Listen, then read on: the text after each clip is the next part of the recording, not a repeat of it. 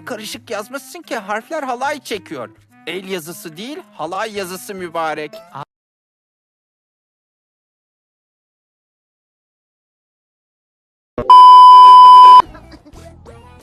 Olamaz.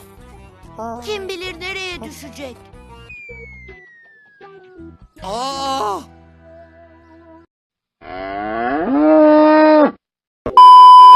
Katmanlarını güncelleyecek ve Konuş artık. Önemli bir şey değil çocuklar. Uçurtma kafama düştü o kadar.